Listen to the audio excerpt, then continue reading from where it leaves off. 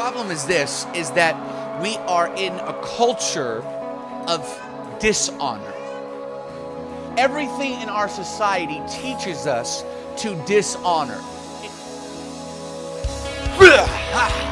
I hate him!